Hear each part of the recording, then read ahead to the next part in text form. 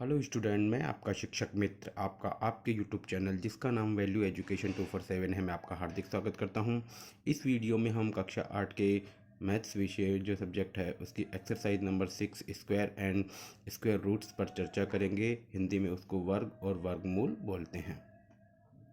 देखिए, वर्ग और वर्गमूल निकालने की जो आपके एक्सरसाइज दी हुई है उसमें 3 मेथड दिए गए हैं, यानी 3 विधियां दी गई हैं। पहली विधि का नाम है अभाज्य गुणनखंड विधि, दूसरी विधि का नाम है भाग विधि और तीसरी विधि का नाम है बार बार घटाने की विधि। चाहे हम इस विधि से करें, चाहे इस विधि से करें, चाहे इस विधि से करें, तरीका तीनों में अलग अलग है, लेकिन जैसा जानते हैं उत्तर तीनों में समान ही आता है। विधियां अलग अलग हैं लेकिन कार्य समान है। तो हम तीनों विधियों के बारे में चर्चा करेंगे ताकि आपको जो है आपके एग्ज़ाम में जो भी विधि आए उस विधि से आप कर सकें। तो सबसे पहले हम चर्चा कर रहे हैं अभाज्य गुणनखंड विधि की। हमने एग्जाम्पल लिया है 625 का, छोटा सा एग्जाम्पल है 625। इसको हम करके देखेंगे। तो सबसे पहले हम 600 यहाँ लास्ट में का अंक देखते हैं, 5 है। तो हम जानते हैं कि लास्ट में अगर 5 है तो इसको जो है 5 से ये विभाजित हो जाएगा, 5 का इसमें भाग चला जाएगा। जब हम 625 में 5 का भाग देंगे तो हमारे पास में आएगा 125। यहाँ भाग देना मैं नहीं सिखा रहा हूँ क्योंकि वीडियो काफ़ी लंबा हो जाएगा, आपको ये भाग देना आता है। तो मैं ऐसा मान के चल रहा हूँ कि आपको भाग देना आता है। तो जब 625 में 5 का भाग देंगे तो 125 आएगा। 125 में जब हम 5 का भाग लगाएंगे तो 25 आएगा। 25 में भी जब हम 5 का भाग लगाएंगे तो 5 आएगा और 5 में जब 5 का भाग लगाएंगे तो 1 आएगा। जहाँ 1 आ जाता है वहाँ हमारे ये जो प्रोसेस है वो समाप्त हो जाता है, ये विधि समाप्त हो जाती है। अब क्या करेंगे, हम वर्गमूल निकाल रहे हैं। तो वर्गमूल निकालने के लिए हम क्या करते हैं, 2 में से 1 लेते हैं। जैसे ये 2 5 हैं तो इनमें से एक 5 ले लिया यहाँ पर। इसी प्रकार से नीचे भी 2 5 है, इनमें से भी हमने एक 5 ले लिया। और 5 और 5 को जब हम गुणा करेंगे तो हमारे पास में आ जाएगा 25, यानी 5 25। तो इसका मतलब 625 का जो वर्गमूल आएगा वो आएगा हमारे 25। इसी प्रकार से हम 625 को ही जो है भाग विधि से करने का प्रयास करते हैं। देखिए, भाग विधि को बहुत ही सिंपल तरीके से मैं आपको समझाता हूँ ताकि आप कभी भी इसे नहीं भूलेंगे और आसानी से आपको समझ में आ जाएगा। भाग विधि में सबसे पहला जो काम करना पड़ता है वो ये करना पड़ता है कि पीछे से हम जोड़े बना देते हैं। जैसे 625 में 3 अंक हैं तो 2 और 5 का एक जोड़ा बन गया, लेकिन 6 का जोड़ा नहीं बना। तो 6 को हम अलग से इसी तरीके से लिख देंगे, यानी एक जोड़ा पूरा हो गया और 6 का जोड़ा नहीं बना है। अब हम क्या करते हैं, हमारे साइड में जो है वो जिन बच्चों को वर्गमूल याद नहीं हो तो ये वर्गमूल इस तरीके से आप लिख लें। जैसे 2 का वर्ग 4 होता है, 3 का वर्ग 9 होता है, 4 का वर्ग 16 होता है, 5 का वर्ग 25 होता है, 6 का वर्ग 36 49 होता है, 8 का वर्ग 64 होता है, 9 का वर्ग 81 होता है। ये 9 तक के वर्ग आपको याद होने चाहिए भाग विधि के लिए। आप सबसे पहले इस 6 को ढूंढिए, जो शुरू का जो 6 है उसको इस यहाँ ढूंढिए। तो आपको 6 नहीं ढूंढ मिल रहा है तो 6 से जो छोटा अंक है वो है हमारा 4। तो मतलब छोटा लिख सकते हैं, जैसे भाग करते हैं आप तो छोटा लिख सकते हैं, बड़ा नहीं लिख सकते। तो हमने 4 लिख दिया। अब 4 किसका है, 2 का, तो 2 यहाँ लिखेंगे और वही 2 हम इसके ऊपर लिख देंगे। जो अंक यहाँ लिखेंगे वही अंक हम यहाँ लिख देंगे। ठीक है। अब जैसे आप जानते हैं कि भाग जो होता है, भाग की क्रिया होती है, डिवाइड की क्रिया, उसमें घटाने का काम होता है। 6 में से 4 गया तो हमारे पास में बचा 2। लेकिन भाग में और इसमें यही अंतर होता है, भाग में एक एक संख्या उतरती है, यहाँ पर हमें इस पूरे जोड़े को उतारना है। तो हमने यहाँ पर 25 को एक साथ उतार दिया। तो अब हमारे पास में संख्या हो गई 225। अब क्या करना है, यहाँ जो हमने शुरू में जो अंक लिखा था उसका डबल करके यहाँ लिखना है। तो डबल करके लिख दिया हमने 4। अब हम 4 के आगे कोई भी एक अंक अपनी मर्जी से लगाएंगे। जैसे मैंने 4 के आगे 5 लगाया अपनी मर्जी से, तो जो अंक हम लगाएंगे उसी अंक से इस संख्या को गुणा करना है। वापस समझ लीजिए, 4 जो यहाँ आया, 2 का डबल करने पर जो 4 आया उसके आगे अपनी मर्जी से कोई एक अंक लगाना है। अपनी मर्जी से अंक लगाने का मतलब ये है कि इस संख्या के पास पहुँच जाना है। ठीक है। तो जैसे हमने हमारी मर्जी से इसके आगे 5 लगा दिया तो हम इसको 5 से ही गुणा करेंगे, 6 से गुणा नहीं करेंगे। तो गुणा करके देख लीजिए, 5 को 5 से गुणा करेंगे तो 5 25 हासिल की 2, 5 चौक 20 और 2 22। इस तरीके से ये 225 यहाँ पूरा पूरा आ गया। तो इस 225 को यहाँ लिख देंगे। कितना अंक लगाया था? 5। और वही 5 का अंक, जैसे ये 2 यहाँ उतारा था वैसे ही ये जो अंक हमने यहाँ लगाया है वही अंक यहाँ लगा देंगे। तो इस तरीके से हमारा 25 इसका उत्तर आ जाएगा। इस तरीके से ये भाग विधि हमारी कंप्लीट होती है। एक सवाल अगर और लेना चाहें हम, तो जैसे हम ले लेते हैं यहाँ पर, यहाँ यहीं ले लेते हैं हम एक और इसका समझने के तरीके से हम, ताकि आपको ये अच्छे से क्लियर हो जाए। ये तो हमने यहाँ ले लिया 1335, ठीक है। इसके 2 जोड़े बन गए, एक जोड़ा ये बन गया, एक जोड़ा ये बन गया, ठीक है। अब सबसे पहले इसमें यहाँ पर 13 है, वहाँ 6 था, 6 ढूंढा था, यहाँ अपने को 13 ढूंढना है।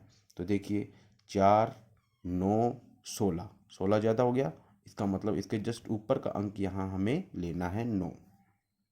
ये 9 ले लिया हमने। तो ये 1225 ले लेते हैं हम, थोड़ा सा गलत हो जाएगा नहीं तो ये 1225 हमने ले लिया। तो ये 9 जो आया ये किसका आया? 3 का, और वही 3 हमें यहाँ लिखना है, ठीक है। यानी ये 2 3 है ना, एक 3 तो यहाँ लिख दिया और एक 3 यहाँ लिख दिया, 3 तिया 9। अब घटा लेंगे, 12 में से 9 गया तो 3 बच गया और ये 25 हो गया, ठीक है। अब हमें क्या करना होता है, इसका जस्ट डबल, 3 का डबल कितना हो गया? 6, ठीक है। अब 6 के आगे कोई एक अंक लगाना है हमें। तो 6 के आगे जैसे यहाँ 5 है तो 5 लगा के देख लीजिए। 5 25 हासिल की 2, 5 छिंगा 30 और 2 32 आ गया। यहाँ पर लगाया था हमने 5 और यही 5 हम यहाँ लगा देंगे और पूरा पूरा आ गया 325। इस तरीके से ये हमारी पूर्ण वर्ग संख्या हो गई, यानी 1225 का जो वर्गमूल निकाला हमने भाग विधि से वो निकाला 35।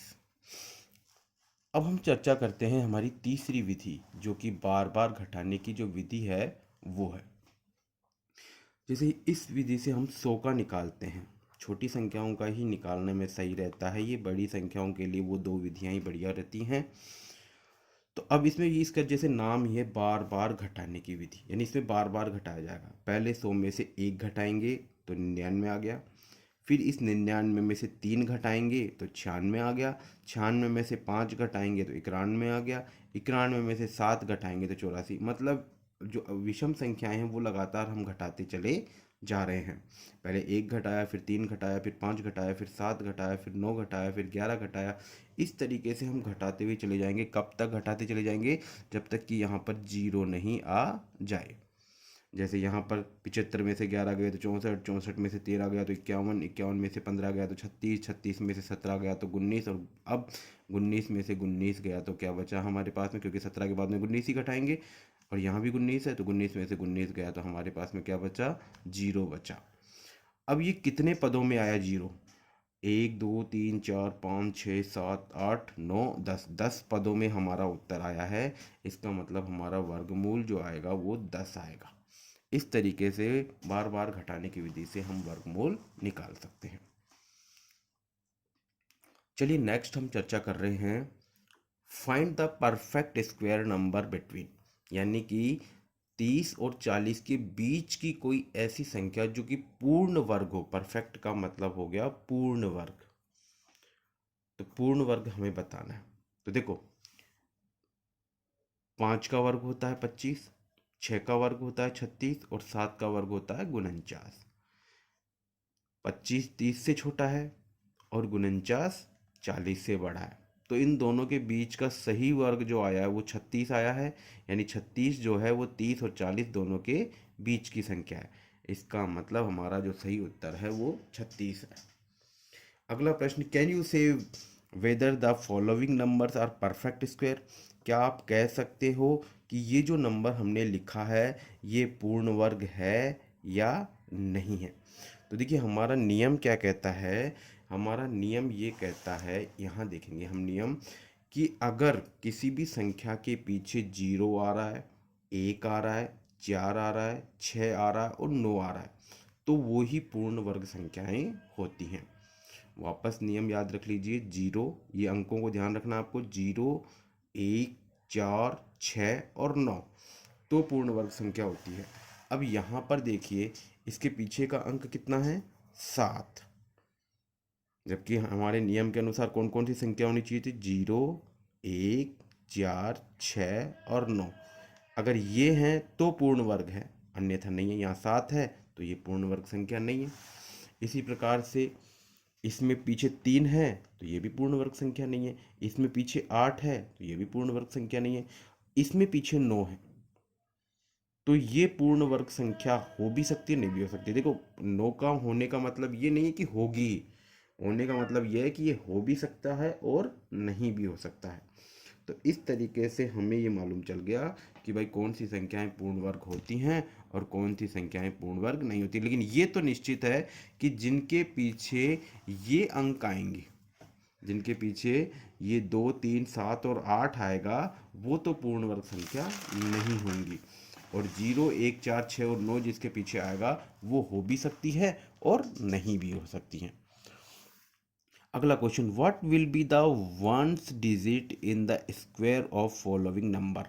हिंदी में मैं बता देता हूँ कि वो ये क्वेश्चन क्या कहना चाहता है। वो ये कहना चाहता है कि जब हम इस संख्या का हम स्क्वायर करेंगे, स्क्वायर का मतलब 1234 को जब हम 1234 से गुना करेंगे तो इसका जो इकाई का अंक आएगा, यानी कि शुरू का जो अंक आएगा, पहला अंक आएगा, वो क्या आएगा। तो 1234 को 1234 से गुणा करेंगे तो काफ़ी टाइम लग जाएगा। इससे जरूरी है, इससे ये है कि आप जो अंतिम अंक है केवल उसका वर्ग कर लो, पूरे का वर्ग न करके जो अंतिम अंक है उसका वर्ग कर लो। जैसे 4 का वर्ग किया तो 16 आ गया और 16 में पहला अंक क्या आया, 6। इसका मतलब जब हम 1234 का वर्ग करेंगे तो उसके इकाई का अंक भी कितना आएगा, 6 आएगा। जैसे इसमें भी इसी तरीके से करेंगे, इसका अंतिम अंक 7 है, 7 का वर्ग करेंगे 49 आया और 49 में इकाई का अंक कितना हो गया, 9 हो गया। इसी प्रकार से 9106 9106 है तो 9106 में लास्ट अंक 6 है, 6 का वर्ग किया 36, 36 यानी कि 6। इस तरीके से हम इकाई का अंक निकाल सकते हैं उस संख्या के अंतिम अंक का वर्ग करके।